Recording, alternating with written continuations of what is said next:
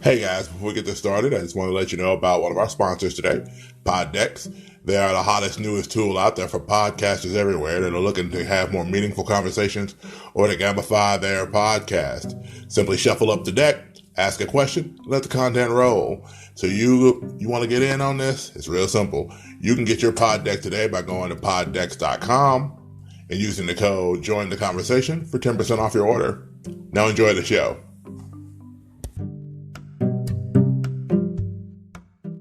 I don't mind talking about it. Sure. We can cover. I'm happy to talk about my life. I'm here. That sounds good.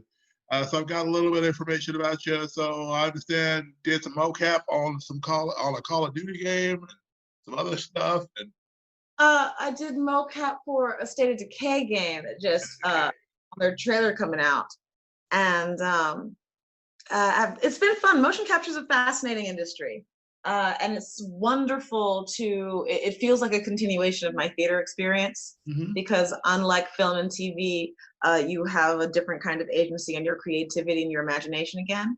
right. And so you get to literally like play like children play again with imaginary circumstances and just an empty space. And so that's a different kind of creativity. All right. So note to self: lose enough weight to do mocap on a pretty regular basis, so I can find out what this is like.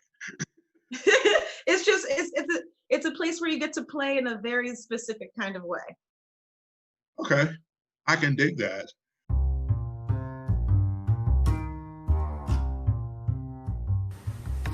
Hey, have you ever wondered what it would be like to have a conversation about geek topics, pop culture topics, hot topics, or different things like that? You ever thought about what it'd be like to have a group of people you could talk to about these things and engage? Well, guess what? Now you have a chance to do that. Thank you for joining us on this trip, and welcome to Conversations about ... I hope you enjoy.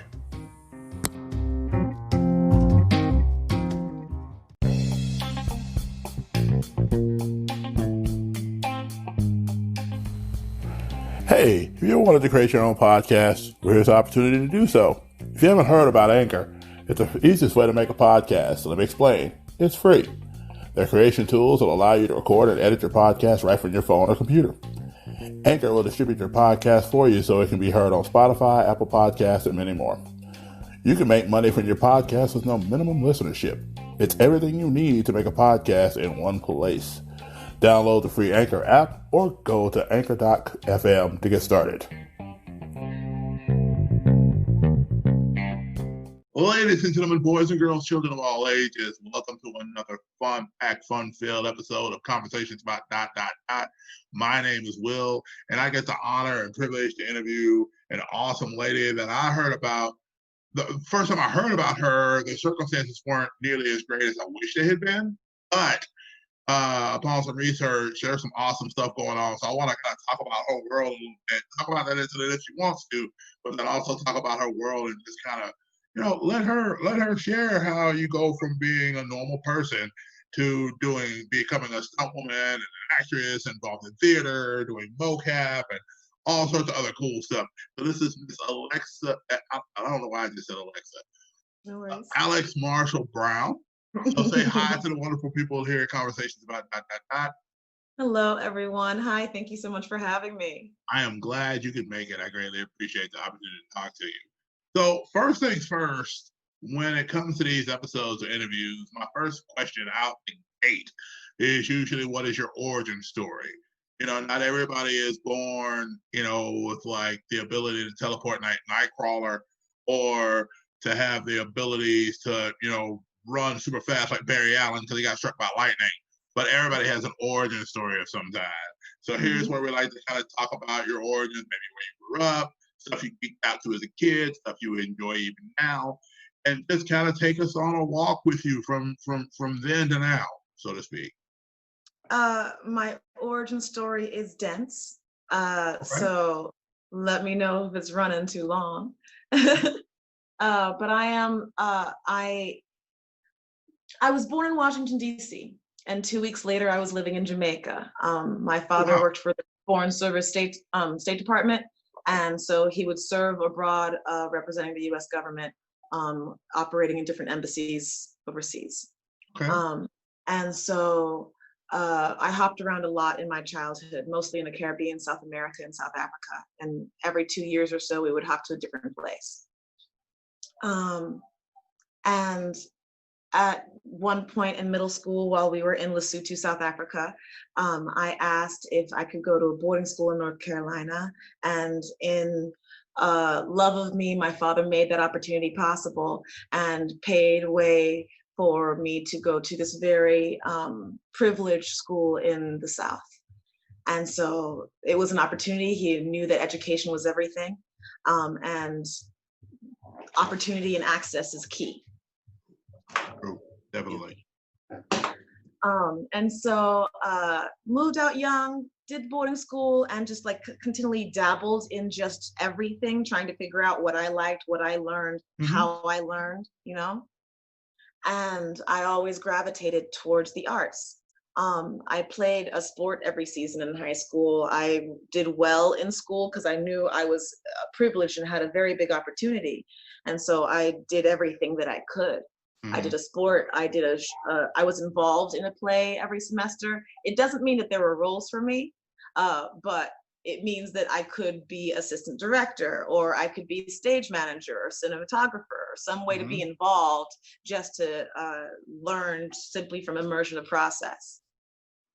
And I was a member of the SGA and the vice chairman of the judicial board.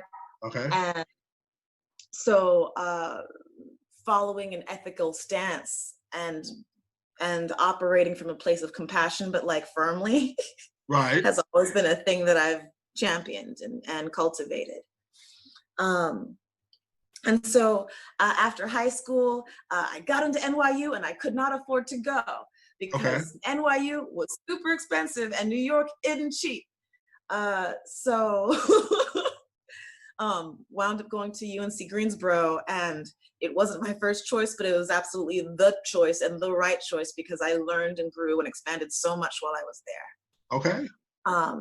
I auditioned and was one of 12 people accepted into their BFA program. And so in their BFA acting program, it's very immersive, and you follow each other through the whole course of it, and just learning how to build relationship and community was also important during that process. That was part of what college gave me in that environment.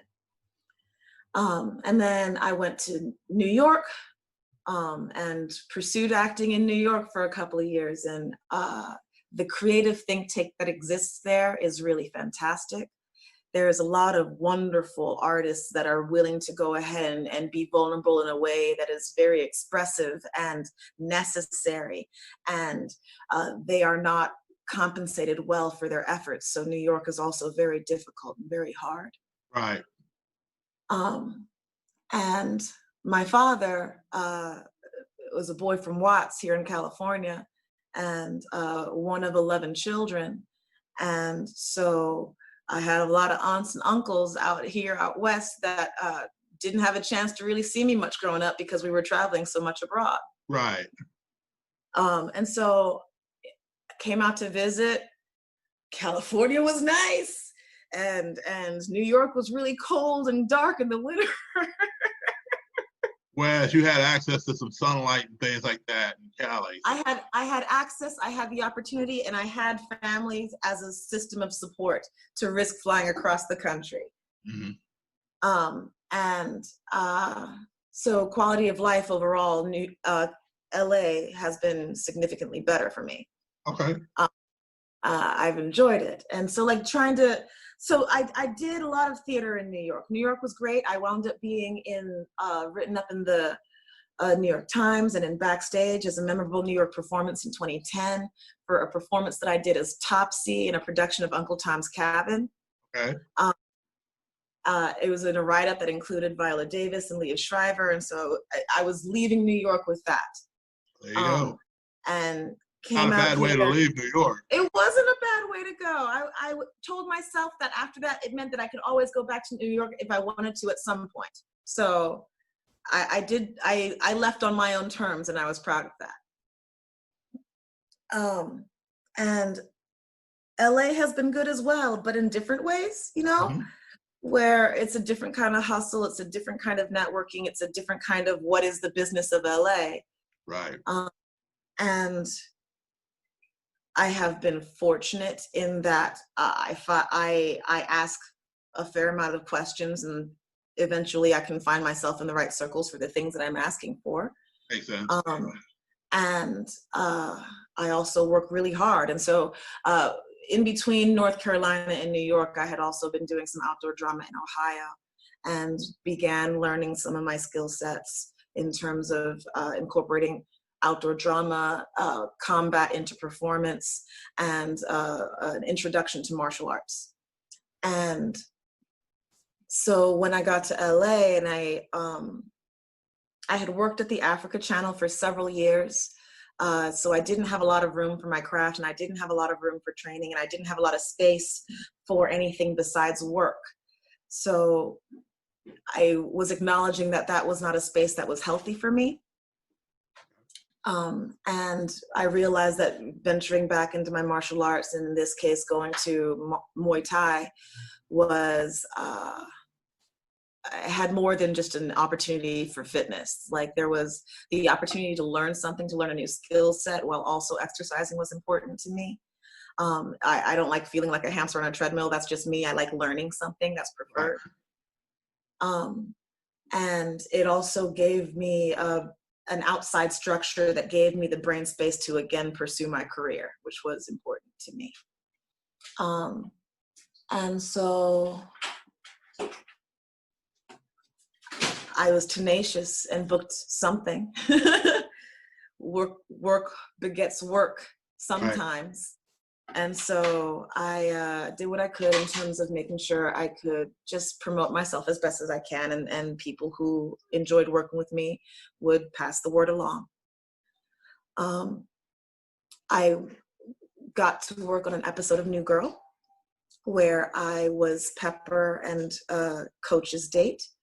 And in that episode, I met my first stunt person on set and proceeded to be like, oh, you do stunts. What does that mean? How do you stunt? Where does stunting happen?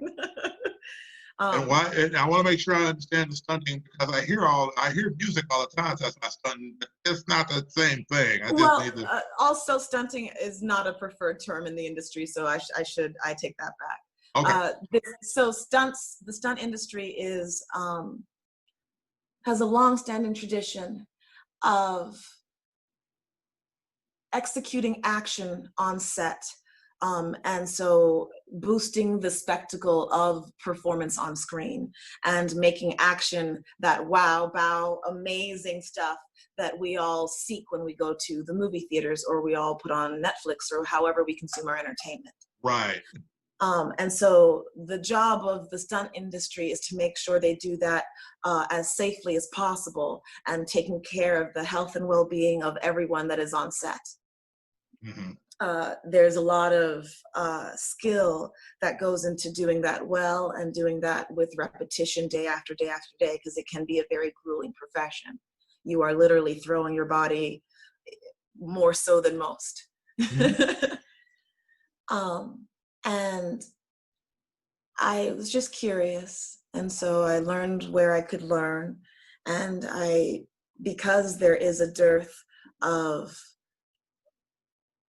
because there isn't a system of mentorship to bring up as many Black stunt people in the industry as possible, there weren't that many Black stunt women available at the time.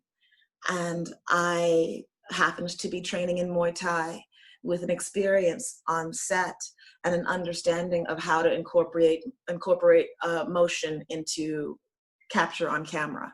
Mm-hmm. So it was the kind of thing where, like, these random skill sets that I had from different places applied in this environment really easily for me, mm-hmm. me. There was still a fair amount of learning that I had to do, but I adapt well. I moved a lot. It's a good thing. It is a good skill set, but there is a great deal of nurturing that is also necessary, because it is not natural for children to move that frequently. It is something to question. Fair enough. I had a great time. And stunts has been good to me. And it just the timing of how stunts hiring works versus how acting hiring works means that stunts is able to make the call first because there isn't the middleman of agencies and producers giving approval. It's stunt people able to hire their own. They Right. rove in that way. Mm-hmm. So it just means that I can book a stunt job faster than I can realize there's an acting job in the pipeline for me. Gotcha. Makes sense. So still very much love to act. Okay. That makes sense. It's funny you mentioned Muay Thai, so I'm gonna throw two questions out there at you, and then I want you to continue. I didn't want to totally just interrupt your flow there because you mentioned, that your origin story was dense. I prefer dense. I prefer people, like I said, to be able to engage and speak. So, first question: when it comes to Muay Thai, my experience with Muay Thai is primarily watching old kung fu flicks in the 70s and 80s, and then of course playing Street Fighter and playing with Sagat, who that's his discipline of choice. So my first question is there a particular thing in Muay Thai? Like I know a lot of their stuff tends to be more high kicks and high knees. It is the Thailand art of 8 limbs. The 8 limbs being the weapons that the human body has accessible to it, which is your hands, your feet, your elbows, your knees. It is your ability to punch and kick. And so, yes, it is. It's similar to kickboxing, but like there are specificities and differences with every discipline. Mm-hmm. And so, if anyone's ever seen the movie Ong Bak with Tony Jaa, I own that movie. That is Muay Thai. Yeah, I own that movie. I own that one, and I believe I own The Protector as well. Yes. Tony Jaa is just another level of beast when it comes to Muay Thai martial arts. He's extremely talented and so disciplined and clearly does his craft very well. He taught himself. That's the thing that's crazy. Like he taught himself watching movies and then going outside and trying to do the maneuvers that he saw doing. And then like you see the things, and then especially in those movies, the hype piece for those was no strings attached. Everything he was doing it. So like when he was sliding up in a car, he was doing it. When he was flipping up between 2 panes of glass, he was doing it. When he runs up, I think it's in The Protector where like he runs up a wall and then flips off the wall as like a guy comes through the wall with like a 4-wheeler. And I'm just like, oh my gosh. He's the embodiment of, if I believe it, I can do it. It's just, he thinks up a thing, tries it out, and keeps trying it until he actually gets it. There's a commentator on that video, and he says something to the effect of, if you didn't tell the butterfly he could fly, that's what Tony Jaa is. Because he understands that he sees something, he wants to do it, and he just does it. He works until he gets it done. And it's really funny too, because it reminds me of a comic book series I picked up about a year ago named Sweetie. The little African American girl, about 9 years old. And that's literally her whole thing. She has no superpowers. She's just a little girl who watches old kung fu movies and all these sort of things. And she's trying to figure out how to do all this stuff. At one point, you see her, and she's like, I saw him do this kickflip, but he hit the guy 3 times before he landed it. And like she hits her head on the couch as our dad comes running in. It's like, what are you doing? You can't keep doing that. And that's the thing. She does it, like she stops a robber. Like she does all this crazy superhuman type stuff, but it's just literally her doing it. She has no power base. There's nothing about her other than her determination that makes her special. That's her superpower. Other than her belief that she can. Yep. So if you're ever looking for a new comic book to check out, Action Lab does it. It's called Sweetie. And Sweetie. It's just Sweetie is the name of the book. I love and that. It's great. And she gets a little friend. She ends up saving his life during the course of things. But he kind of puts 2 and 5 together and gets 7. Figures out that the little girl that goes to school with the afro, well, not really the afro puffs. It's like she's got kind of an upward curl thing going on. Yeah. And it's just like kind of figures that she's the girl that saved his life. And then she's trying to like deny. And of course, her big thing is she's not really sociable. So that's a whole place into the whole idea of trying to become sociable in this new world she's in, when this new person is a fan of hers now. Okay. That she saved her life. So it's really, really great book. So the other question I was going to ask is it relates to this. Now I followed some stunt women, particularly. I remember man, I watched. I believe it was Death Proof, and I remember they did an extensive interview on Zoe Bell, who is, as far as I know, she's one of the most, pushed, so to speak, stunt women that's out there. And as far as that goes, as far as I can remember, recollect. And so, have you ever met her? Just a curious question. And then also, are there some people, you mentioned there weren't that many Black mentors, but were there some people that were willing to really take you under their wing and help you in that journey of becoming a stunt woman? I had a great opportunity to meet Zoe Bell. And it was the very first job that I booked in this industry. So it wasn't really an opportunity where I felt like I could go ahead, say, hey, Zoe Bell, what's up? Right. But I got to meet her on set while I was working on Hateful Eight. And that was an absolutely fantastic experience. That was my first chance to be on set for stunts. And I got to learn a lot in their company. She handles herself beautifully, and she is always just really attentive and present and giving you her energy in a way that is really loving and respectful. And so Zoe Bell has just been, I've appreciated and admired her from afar. What's wrong with that? Yeah. What was the second half to your question? Who are some people, you mentioned that there weren't many African American stunt women, but who are some people that kind of took you under their wing and helped you become a better stunt person? Angela Merrill has been a wonderful advocate for me. Angela Merrill, if you've seen Kill Bill, she was the double for Vivica Fox. Okay.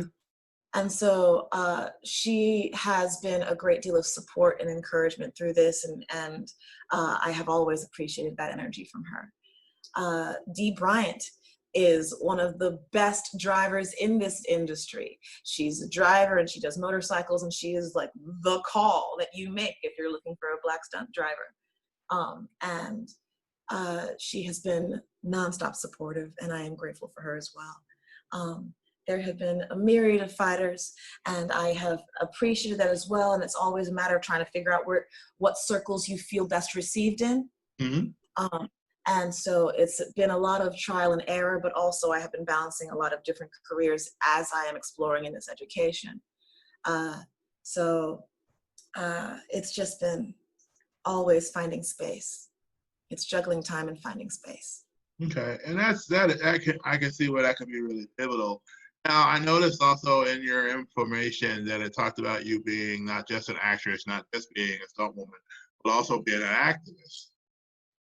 So how do you, because that sounds like a balancing act of sorts, because it has to come from a different place. It's one thing when, you're in a scene and you're either kicking somebody or you're getting kicked or you're taking a punch or whatever you're doing that, or if it's like, okay, I'm going out here and I'm going to read for this particular work, things like that.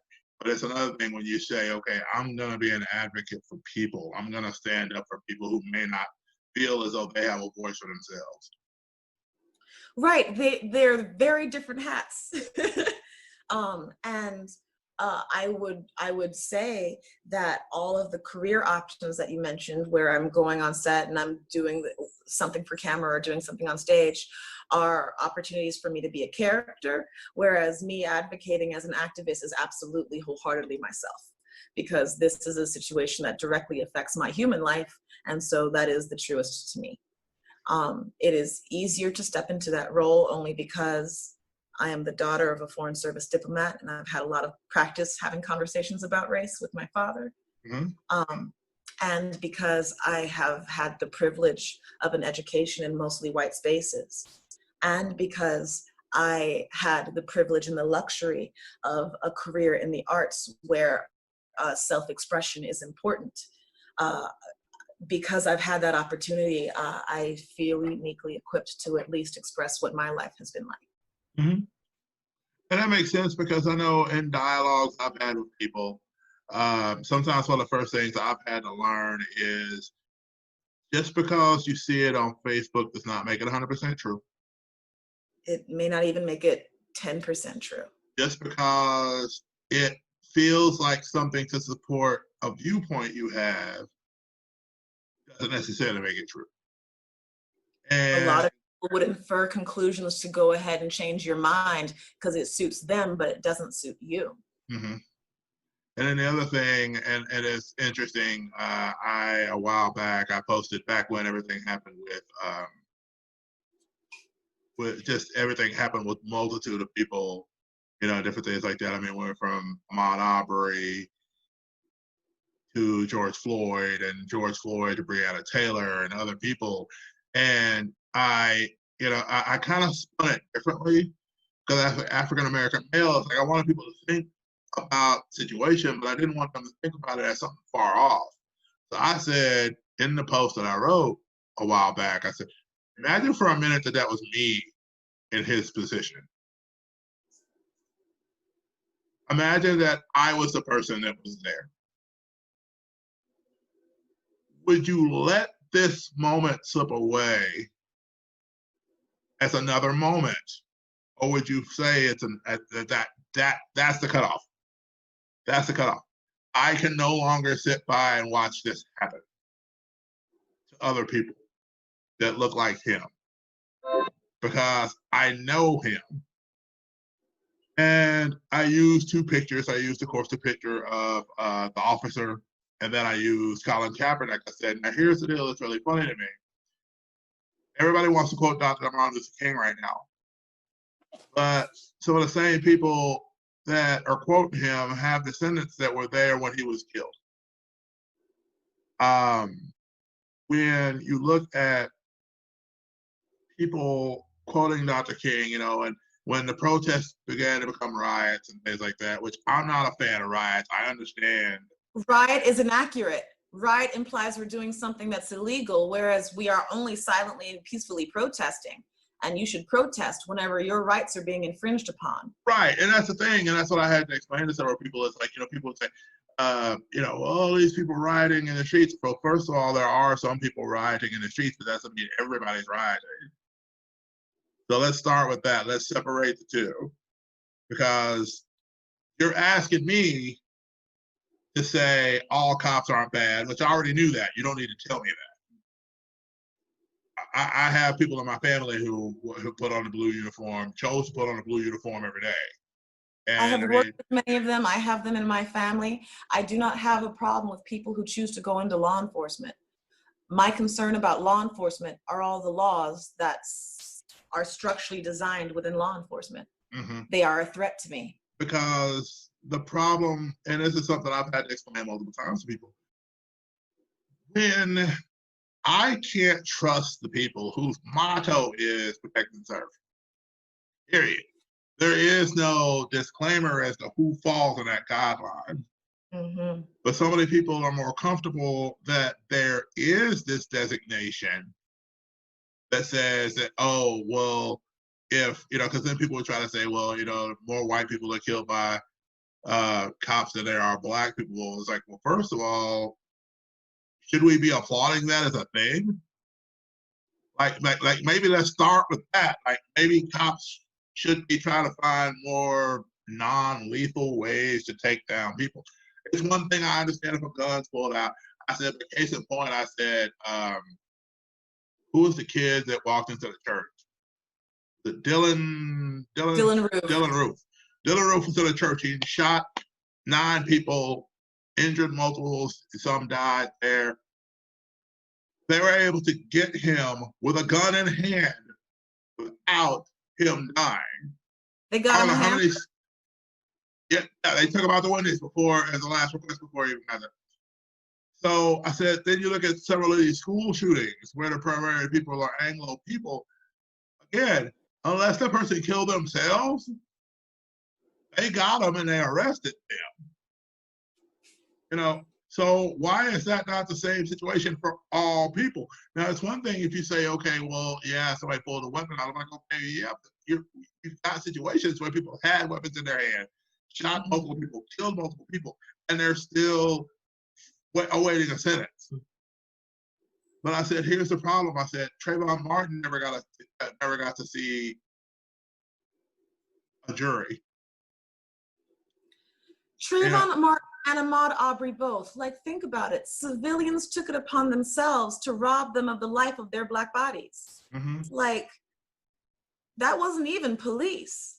No. That was citizens believing that they were operating in a system that would permit them to protect themselves by removing these Black bodies from a chance at their existence. And the thing about it is, George Zimmerman is still very much out there. Mm-hmm. You know, he's still very much out there. He's still doing his thing, you know, and whatever his thing is.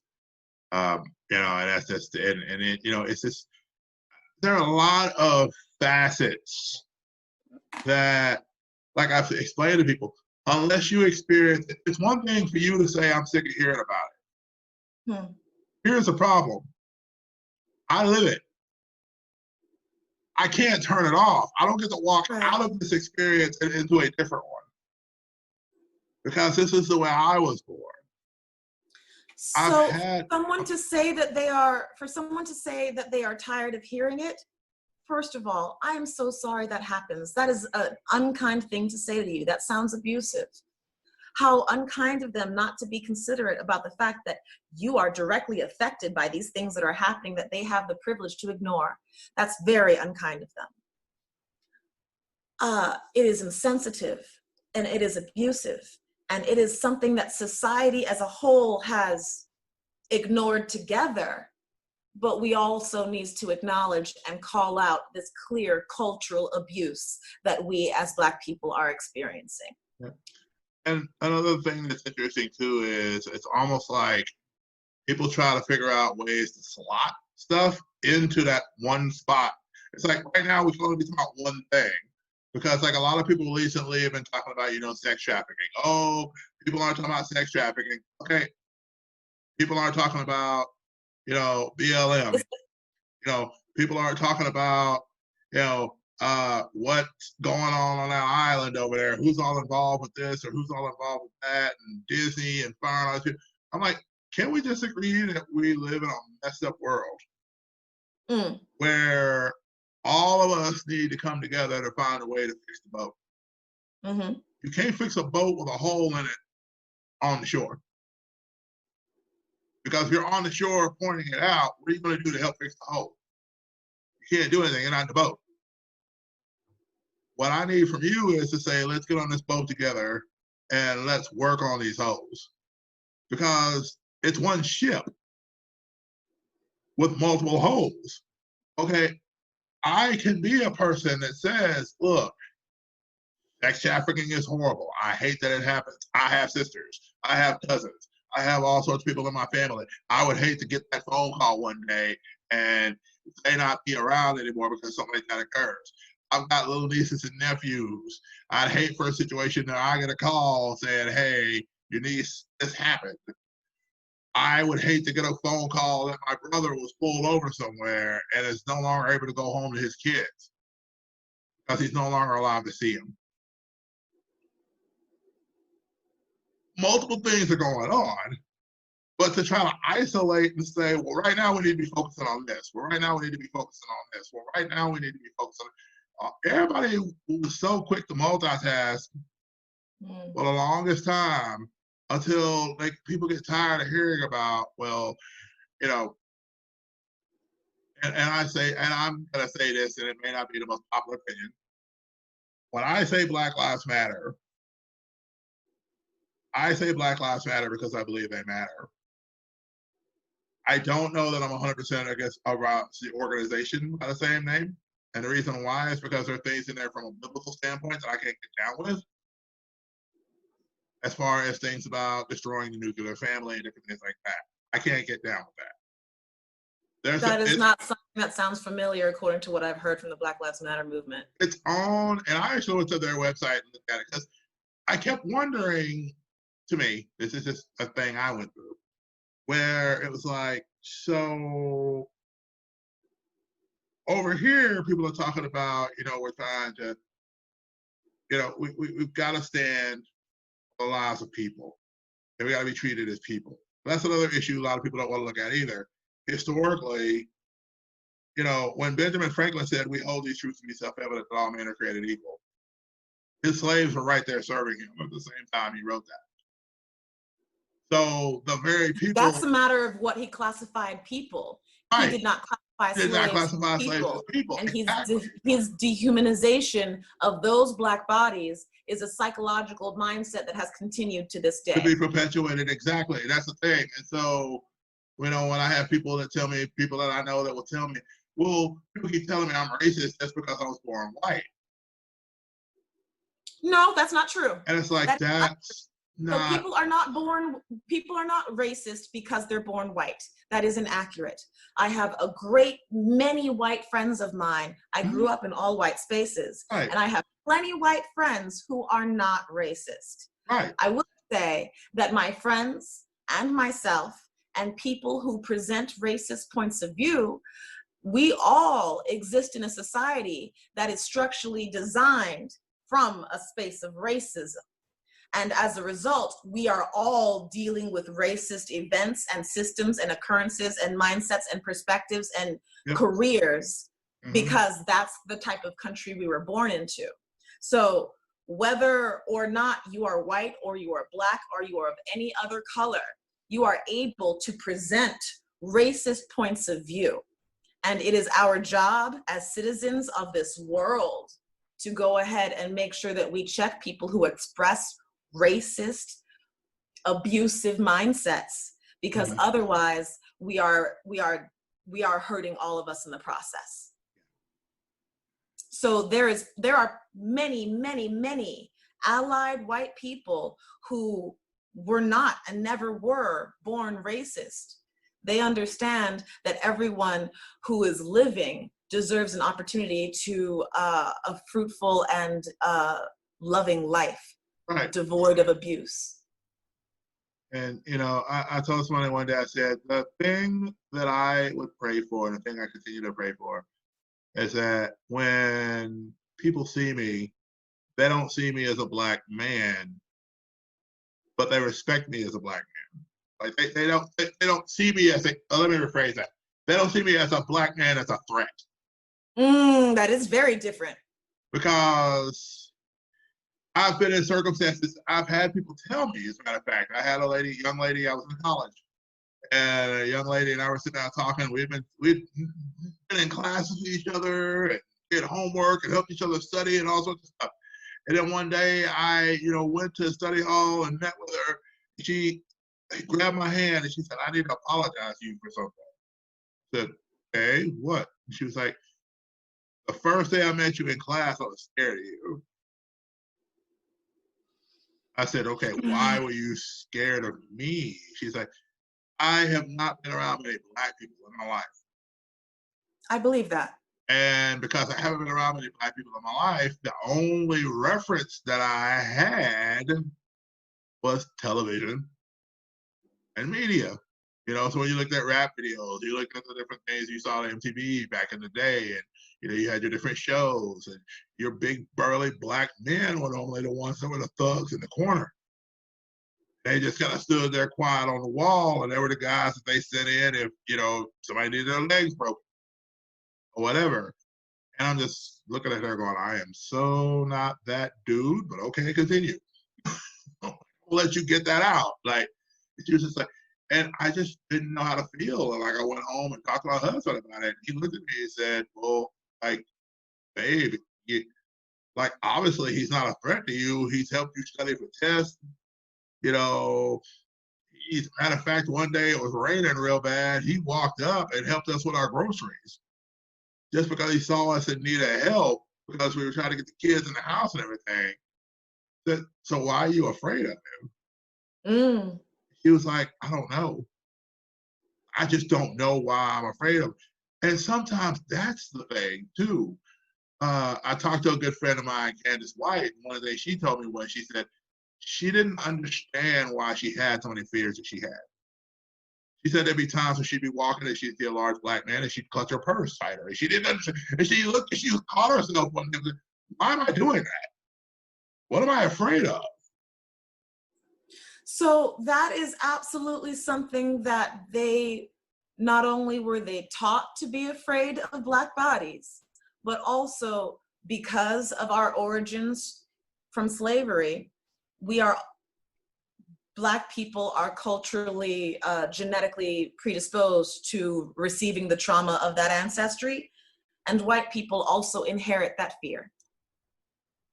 And so there is genetic fear that we as human beings are inclined to feel within ourselves, but there are social systems that allow white people to feel justified for feeling afraid by judging a book for its cover. Right. And that's a hard thing because, here I am, I'm a Christian man. And I try to live by a biblical standard. And I don't ever profess to be perfect by any stretch of the imagination. But one thing I always try to strive to do is, okay, how can I show them Jesus in what I'm doing? I had a weird situation one day, something that my work, it was bad. It was bad. It was not good. One of the team leaders who weren't even involved in my department walks over and starts going off on me in front of everybody because of something I was doing based on what I was trained by my team leaders for. And at one point, he kept yelling at me. It's another Black man. He was like, you just stand up. What are you going to do? You're going to stand up and deal with me. What you're going to do? I was just like, I need to sit down. I need to stay seated. I need to stay seated because I'm not going to fall for that trap. Yeah, it's provocation. That was designed to get you madder. You don't understand what happens if I stand up. It's going to be perceived as an instant threat automatically. You're a Black man. I'm a Black man. Somebody needs to look like they're trying to calm the situation down. Sounds wise. So when I left, because I told my manager I had to go, I was like, I can't do this today. And so she kind of walked out with me and she was just like, look, I'm sorry that it happened. Da, da, da, da.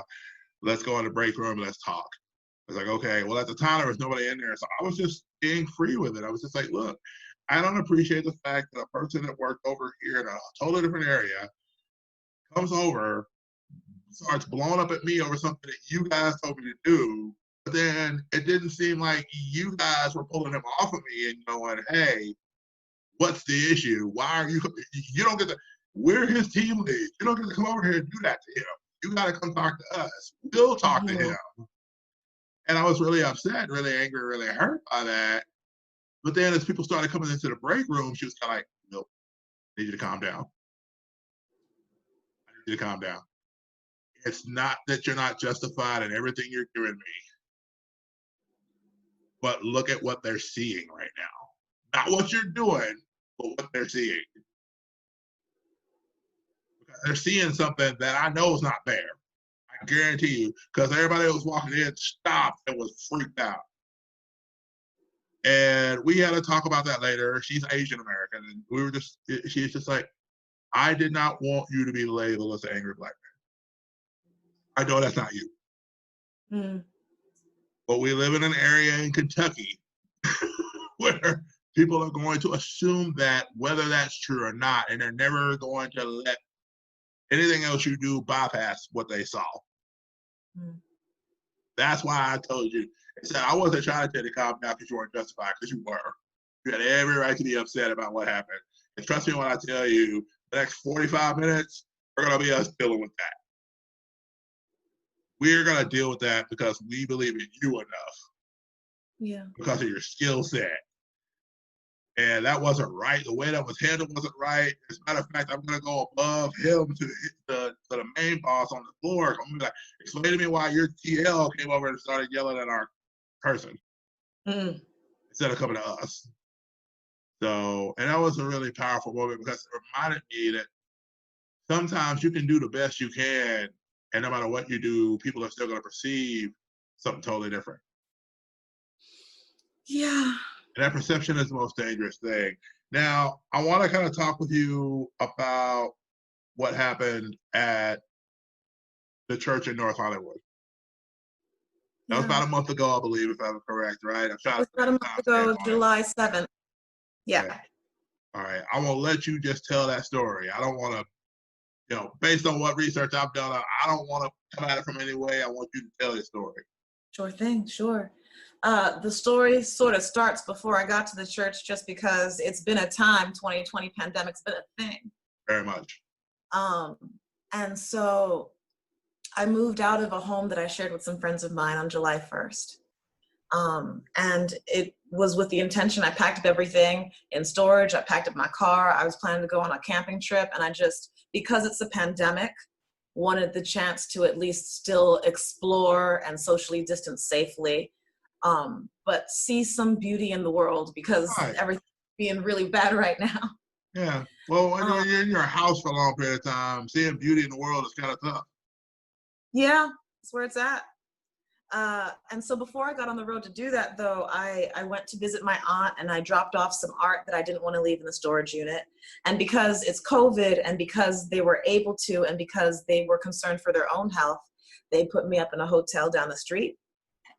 I was very fortunate because the hotel is like on a golf course. And so I was watching documentaries and learning about how the Reconstruction era in America was a failed revolution that infiltrated our educational system in favor of racist points of view. And the daughters of the Confederacy. Daughters of the Confederacy, yeah. The Lost Cause and the Daughters of the Confederacy. And so I was learning about all of that on the 4th of July as I was in a hotel on a golf course. And so I took that perspective with me back to LA as I was waiting for a device over at my uncle's house to be delivered. And because I had just moved out, and because it was COVID, and because like I was on my little adventure, I wanted to see what life was like camping and stuff. Right. I found some creative places to go and throw up a hammock overnight, or I would sleep in my car because I just needed to wait a couple days for that package to be delivered to my uncle, and then I was going to be on the road. Right. And so on the second day after I had slept over in my hammock, I had gone to sit in the grass of St. Paul's First Lutheran Church in North Hollywood, California. And while I was sitting there, I was just researching for different campgrounds that I wanted to drive to and trying to map out my route to get there. Right. And so while I was there, I'm sorry, just give me 1 second. Oh, no, you're good. Something that I've realized that has been very interesting as I'm processing the trauma of this sort of experience, not only as I process the cyclical cultural trauma that we as Black people experience because of racism in America, but also my personal trauma going through this experience, is that about 2 weeks ago, I realized that it was triggering panic attacks, and it would start with tingling in my hands. And so sometimes I just need to go ahead and I just need to go slow sometimes. So just give me 1 second. Yep. Please. And so I was in the grass researching for different campgrounds I would like to go to. And at that point, 2 bike cops ride up, and they notify me that I wasn't meant to be there. I need to be someplace else.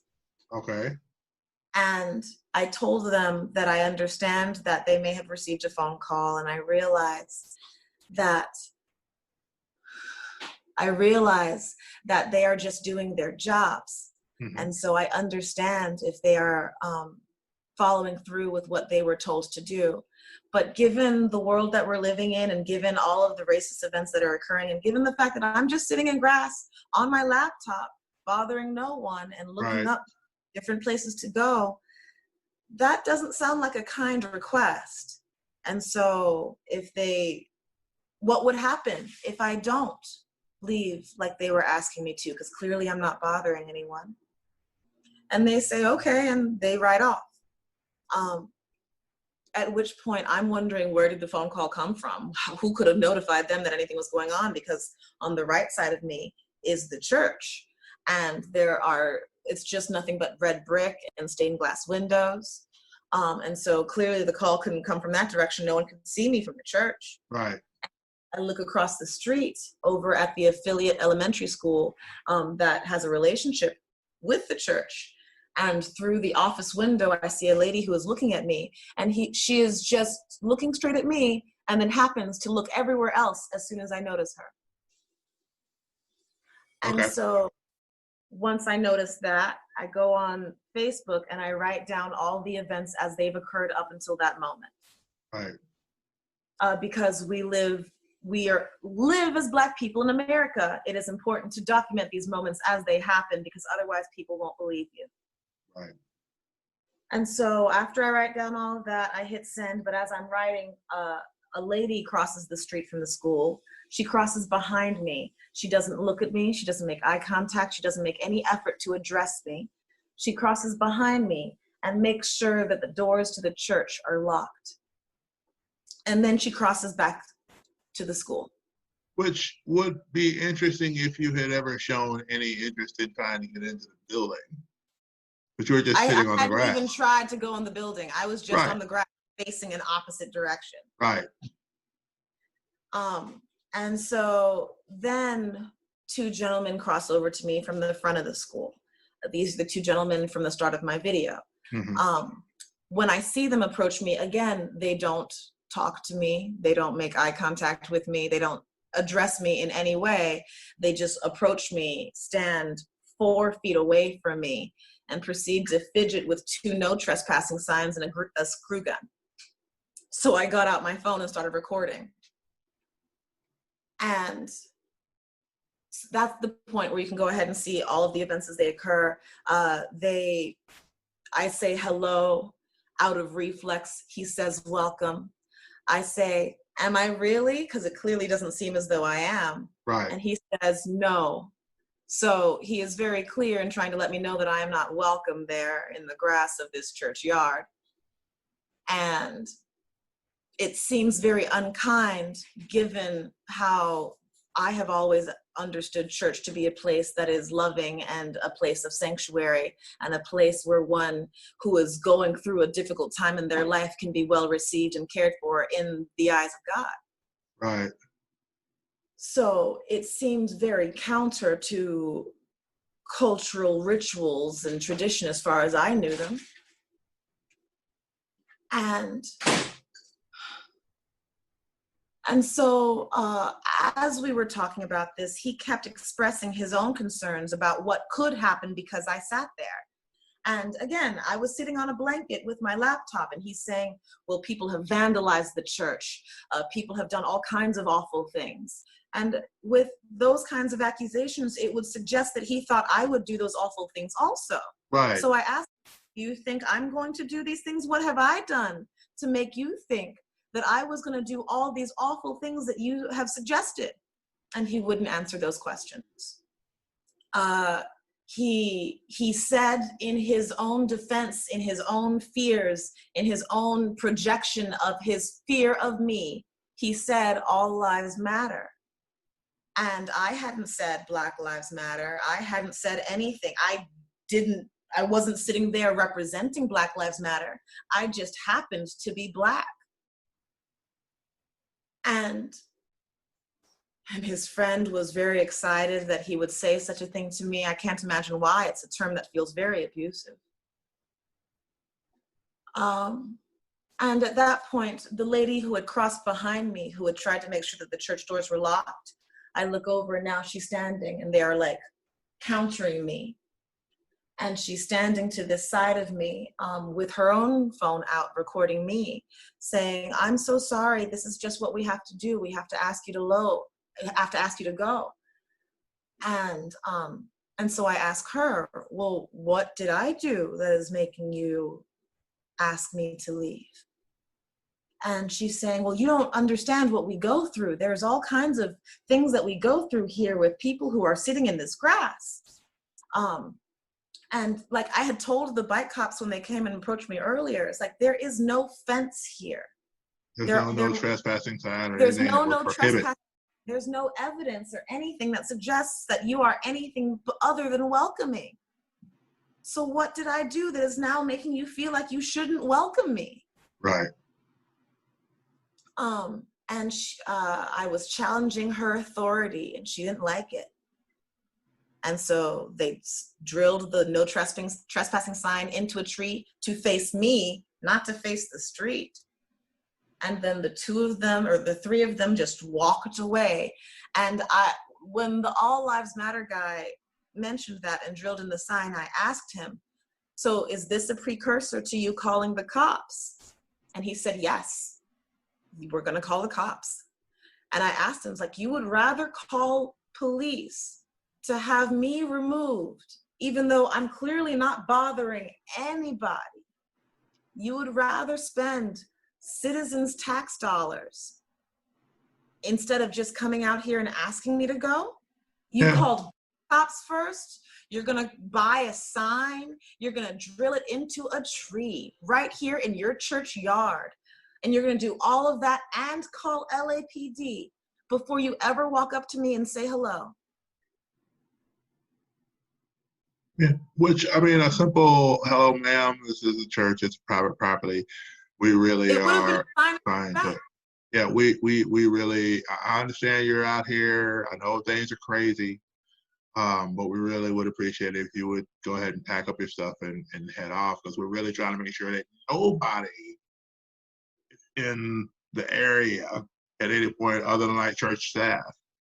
Because in the past, we've had some situations, not saying that you in particular are involved in anything, but we've had some situations where we've had people that have vandalized. We've had to pay a lot of money out to clean up the church because of stuff like this. So, it would, we really appreciate you, coming in and, and even maybe say, we're, something goofy as, hey, if you're hungry, we're about to go grab a bite to eat. If you'd like to join us, if you need to go get something to eat, and we can come bring it back. They didn't know what I was coming from, where I was coming from, where I was in my life, or what I needed. They just knew that I wasn't supposed to be there. So they were going to do something according to the systems of authority that helped them to have me removed from that space, because they were projecting their fear onto me. They thought that you were going to do something heinous just because you were there, not because you had given them any reason to. And so before the gentleman walked out with their no trespassing signs, many cops drove by. So it's not like they didn't try. There just was no sign to suggest that no one should be there. Mm-hmm. So the idea that they were willing, and mind you, this is America 2020 pandemic, post George Floyd, Ahmaud Arbery, Breonna Taylor. We have seen all this time what it looks like to have police be called on Black bodies based off of fear and concerns. The guy who was in New York who was bird watching and the woman attempted to call him. Amy Cooper. Yeah. That was infuriating. That she thought that she had everything in her defense, that she could risk his life in that way. That was abusive. That was murderous. And it is behavior that we have condoned as a nation for so long, and I've never understood why, because it does not stand by any of the morals that we champion. George Washington, in his autobiography, said one of his biggest regrets, that he knew that slavery was wrong, but he didn't choose to do anything about it because the economics required that slavery be in place.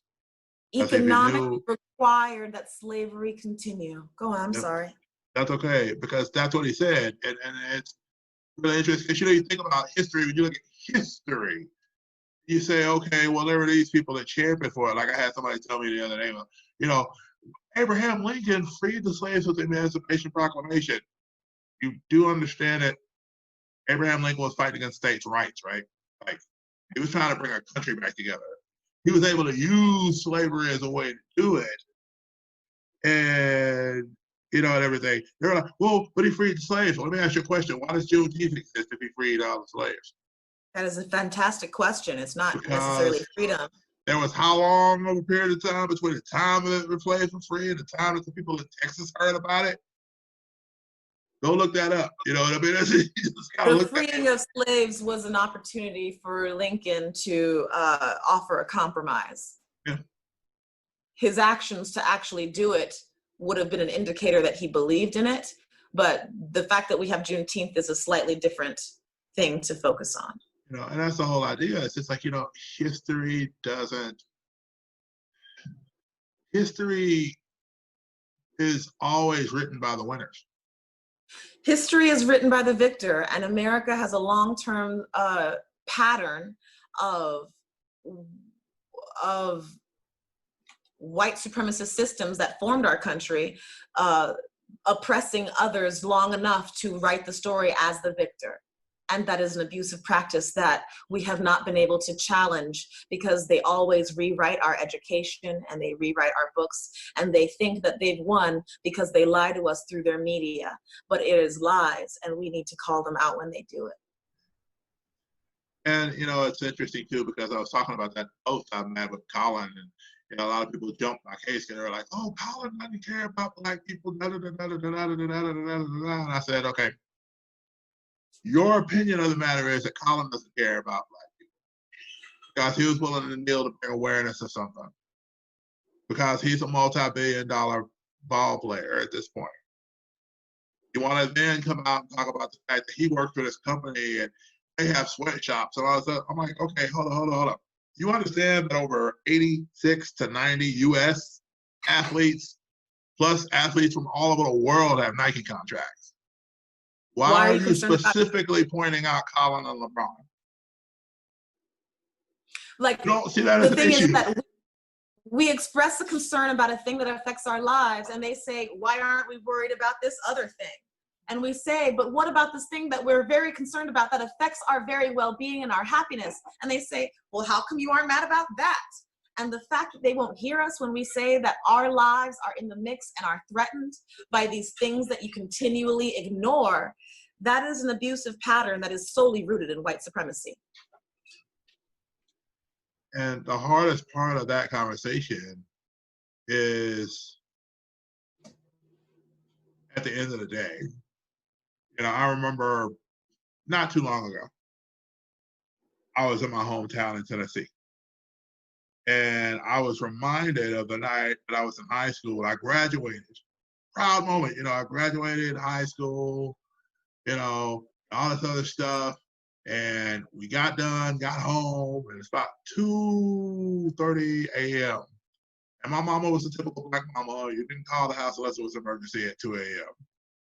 I go to answer the phone because my mother was just like, you know what? You graduated this weekend. Stay up. I don't even care. You can go to bed whenever you want to, wake up whenever you want to tomorrow. You graduated high school, you're good. And so I kind of dozed off on the couch and the phone rang. And I answered the phone. This is back in 92. So to give it a little bit of perspective. I pick up the phone, I'm like, hello? I was like, hey, is your mom there? I was like, is this Chris? He's like, yeah, it's the person I went to high school with. He had already graduated a year before. And I was like, yeah, but she's probably asleep. What's up? He said, bro, he said, are you sitting down? I was like, yeah. He said, there's a cross burning in my front yard. I said, there's a cross burning in your front yard? He said, yeah. He said, my mom is coming back tonight. She met a teacher in Memphis. And apparently a bunch of people found out he's white, and apparently they don't like that concept. And so he said, man, I got home. I was at graduation and I went to go out with my buddies and everything and hang out. I came home and there was a cross burning in my front yard. And within like literally 10 minutes, here comes his mother and his new stepdad. And he's like, who are you talking to? He's like, I'm talking to William. I'm trying to see if we can get, because I knew you'd want to talk to his mom. And so, of course, at that point, my mom comes walking out. I was like, who's on the phone? So I said, it's Carolyn. Carolyn who? I said, Carolyn Thompson. I said, what's Carolyn on the phone? What's going on? And I told her, she's like, give me the phone. And so she's sitting there in tears over it, talking with her, trying to calm her down. I was trying to calm Chris down because, of course, he found it before she did. And it's like, when people tell me, well, racism, I see all the YouTube videos. You got people that look like us that'll come out and say, well, and it's almost like people are weaponizing that too, because they'll go out and say, see, this guy says racism isn't a thing. Won't you listen to him? This person over here says that there's nothing oppressive going on in the world. Won't you listen to them? Won't you just adopt their attitude? and get over it. You know, and all these things. So they kind of weaponize these people who say a message similar to what other people are feeling. And money is that coercive. Money can make you do all sorts of things. That's the oppressive structure of white supremacy. And I look at them and I say, look, experience it, and then you will understand. If George Floyd were your brother, if George Floyd were your dad, if George Floyd had been, I said, because you got to remember too, a lot of people don't remember this. George Floyd was a dad. George Floyd's daughter is sitting on on her uncle's, shoulders after mourning her dad. Mm-hmm. Huh? He offered inspiration to people. Yeah. He supported the community. Yeah, she's sitting there saying, my daddy's going to change the world. Which is an odd statement for a child to do, but at the same time, it's such a powerful statement. It's like, her process is, my daddy didn't just change the world when that happened. My daddy was trying to do that beforehand. Yeah. He saw her daddy as a hero. People have tried to villainize him, victimize, and all this other stuff, have tried to flip the script, all that, now the video comes up, oh, he was like this, he was like this, he was like that. And I'm like, first of all, it's odd to me that months go by before we get the cam footage. We're not even going to talk about the fact that that was months late. We're not going to talk about the fact that, we had the initial thing that this occurred. We're not going to talk about the fact that Breonna Taylor, we still not done anything about the cops that busted in on her on a no-knock warrant. I will forget when somebody was telling me, they were like, well, they knocked on her door and then her boyfriend came in. It's a no-knock warrant. Explain to me why when they knocked on her door, if it was a no-knock warrant. The very fact that the name of the warrant is a no-knock warrant tells me they did not. Yep. Look at the police report from what they did. They said there was no forced entry. That's obviously wrong. They used a battering ram to get in the door. Mm-hmm. That's not forced. They wanted an excuse to kill her in her sleep. Because here's my thing. And they don't want anyone to challenge them for it. And here's one thing I told somebody too. She worked at EMS. She was at EMS. Explain to me why the city. She was an essential worker in a pandemic. Right. Explain to me why the city couldn't pull her aside and say, hey, we've gotten this tip that this is going on. Mm-hmm. We need to do an investigation into your home. Mm-hmm. We're sending people there now. Do you give us authorization to check the house? If you want, we got the dash cams. We got the cams on. You can watch it with me. That way, you can watch them all. You're already working within the system. We just want to make sure that you're seeing everything that they're seeing. That way, if they don't find anything, we're all good. Mm-hmm. Where was that thought process? Where was the thought process that, okay, if you're going to break into a person's house and then the boyfriend fires off and they're like, okay, well, he fired. Obviously, that's a reason to shoot. Well, wait a minute. You're breaking into the guy's house. Okay, if I live where I live and I hear somebody breaking through my door, I'm not going to sit there and think, oh, maybe the cops are coming in to search my place for someone. I don't think that. You, as a citizen, have a right to protect yourself in your home when people break their way into your residence. Yes, right. We all have that right. And for the police to be under the assumption that because it's them, we should be okay with it is abusive, and that is structurally supported. And that is something that needs to be completely reassessed. Yeah. And of course, I think the Attorney General went to go visit her mother yesterday. I'm going, we're about 4 to 5 months late on that. Why are we just not getting a visit from the Attorney General? I know that there was another person on the case prior and they rescinded. And it's interesting because with Ahmaud Arbery, you had the same thing. You had multiple people on the case that rescinded. They didn't want to touch it. The personal interest was involved, and they didn't want to do anything about it. So then they walked away from it. And it's like, it's funny how some of these cases, you see these people just walking away. Yes. And I don't want to take it. So then it prolongs. Well, they're also protected by the police departments. So like, there's the case where they can go ahead and retire and still move on to work in another department elsewhere in the country or the state. They have police unions. That means that they are protected and not held accountable for the murderous acts that they have committed repeatedly. And so the fact that it's so difficult to change the structure of a police department that was created and originated from slave catchers that happens to encourage the enslavement or the murder of Black bodies that fill in this prison industrial system. Yeah. It's a very systemic white supremacist problem that is affecting Black bodies. And the fact that everyone insists that they do not think it is important enough an issue to address is abusive. And it means that they still want us to die, and they still want us to be locked up, and they still want their economies to be driven by Black bodies, is what it means. They don't care. And so I would like to point out, I'm only saying this because I'm realizing my battery is dying, and so I'm sorry. Oh no, okay. But I feel I would be remiss not to mention that we are going to see a lot of what we have already seen. I would like to invite people to pay attention in the oncoming weeks. Pay attention right now, because just recently, a Black woman was nominated for a position in government.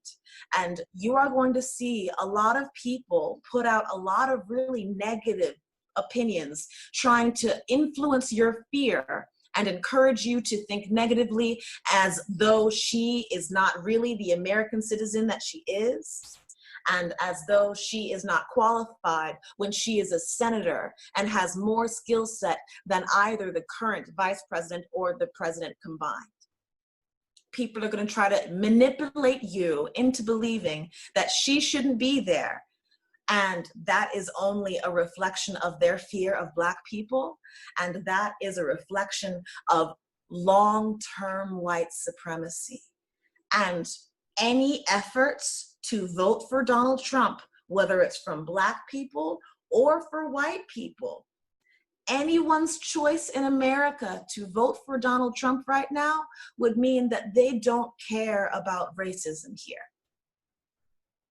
Because there is a long-standing pattern in America of the Democratic Party and the Black women's vote supporting Black lives in America. They have done that with their policy every single time they are in term. I can't say that they do it perfectly, because part of politics is compromise with other people. But the long-term pattern of Democrats in the modern American structure is always in favor of Black bodies. That is the only continuation of Obama that we get. So, Ms. Brown, I want to thank you. I know your phone is dying. I wanted to kind of end on a uplifting note. Absolutely. I saw a really powerful dedication to your father, who you've spoken very highly of, and how much of a hero he was in your life. Yes. And you shared a bit about him being a Star Trek fan, and you shared about how there was something that was said about Geordie LaForge and different things. I got to meet LeVar Burton a couple of years ago. Mm-hmm. Awesome person, incredible person to meet. So I just want you to kind of share a little bit about your dad, and kind of, if whatever you can remember from that particular moment, just to kind of close out in honor of your dad, so to speak, because he sounds like a really incredible individual. My father was absolutely an incredible person, and a huge factor in all the opportunity that has blessed me in my life. My dad was all into Star Trek. And he liked Star Trek mainly because it was this universe that was written where, whether you were Black or white or a woman from this planet or from anywhere else, you were acknowledged as the person that you were, and you were respected for the sanctity of what that personhood meant. And there was a respect and civil discourse whenever there was disagreement between parties, and there was always the intention to bring people together in the end, because that is the only way that we can survive as a healthy village. That's how. And so my dad was always one that knew, and I know you're trying to ask me to give you the quote, and I can't remember it right now. Well, that's fine. You don't have to give me the full quote. I just want you to talk about your dad. But it is absolutely a situation in which he, being the intelligent, educated Black man that he was, because he had multiple PhDs, he was nonstop proving to me and exerting his right to be here because he knew he deserved to be in every single room that he walked into because he worked very hard for it. And I may have grown up and been educated in white spaces, but my dad was the only Black man in all of the white rooms dealing in politics where they did not want him there. And he stood strong and advocated for all of us for the entirety of it. Wow. That's incredible. So yes, I think he is a phenomenal man. Yeah, as you should. It reminds me of the story of Michelle Nichols. I'm sure you've probably heard this about her almost wanting to walk away from Star Trek because she didn't feel like it was going to be profitable for her. And then meeting Dr. Martin Luther King and going, no, you don't understand. You got to stay. Like, it means something. My kids are only allowed to stay up and watch your show because you're on it. Because for them to see a Black face in space means that there's hope for us in the future.